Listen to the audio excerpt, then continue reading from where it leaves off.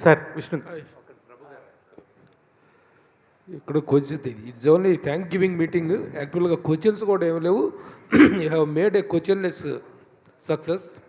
ప్రశ్నిస్తానికి కూడా ఏం లేదు. Thank you. The way you people given the success is really fantastic. I really congratulate the directors of such a lovely person, such a, ఎందుకంటే దీని మీద ఆయనకున్నటువంటి grip congratulate చేయటం తప్పితే I don't have a question. Really hats off to you sir, directors of. అలాగే everybody, అంటే ప్రతి పాత్రకి ఒక అద్భుతమైన పర్పస్ ఉంది సినిమాలో. ఆ పర్పస్ఫుల్గా చేశారు. కొన్ని ఉంటాయి ప్రతి సినిమాలో ఉండేవి, మీరే అన్నారు కొన్ని ఉన్నాయి.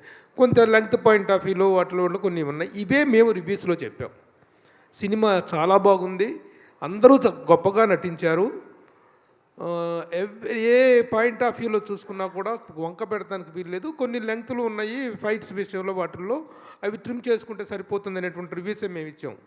కానీ ఎంత తీసుకున్నావురా, నాకు మీరు ఎంత ఇచ్చారు Vishnu, what is that you have paid me? TDS cut చేసి ఇచ్చారా, కట్ చేయకుండా ఇచ్చారా? That is what I'm asking you. It is the killing the moral of the media.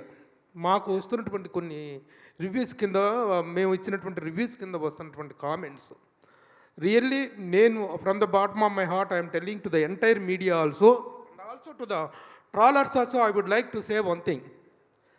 Media ఒక మంచి సినిమా వచ్చినప్పుడు how the media is standing behind a film, how the media is supporting the films అనేటువంటి ఒక మంచి వాతావరణాన్ని మేము ఎలా support చేస్తున్నామో మెయిన్ స్ట్రీమ్ మీడియా అనేటువంటిది అందరికీ తెలుసు. కానీ అలాంటి మీడియా ఇచ్చినటువంటి రిపోర్ట్స్ కింద, వాటి ఇచ్చినటువంటి రివ్యూల కింద ఎంత తీసుకున్నారు మీరు, ప్యాకేజ్ ఎంత ముట్టింది అనేటువంటి ఎదవ కామెంట్లు చేస్తున్నటువంటి ఎదవలకి, ఎందుకంటే ఈ మాట ఎందుకు మాట్లాడాల్సి వస్తుంటే చాలా బాధగా ఉంది.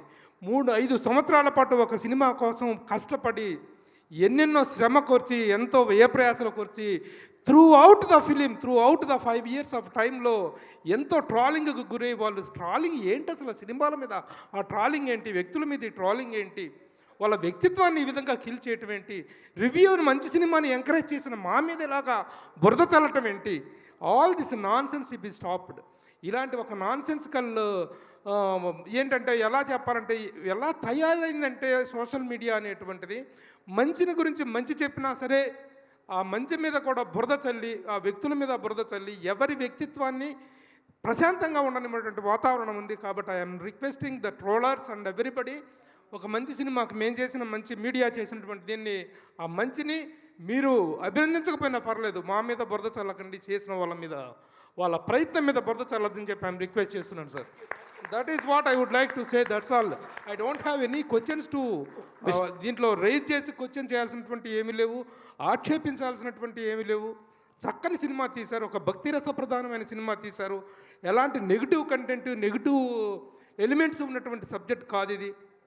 అలాంటి సినిమా తీసినా కూడాను, ఇంత కష్టపడి తీసినా కూడా బురద చల్లుతామంటే వ్యక్తుల మనసులు ఎంత కఠినంగా, ఎంత దుర్మార్గంగా తయారవుతున్నటువంటి దానికి ఇది ఒక నిదర్శనమని నేను ఫీల్ అవుతున్నా, బాధపడుతున్నా. That's all. సార్ విష్ణు గారు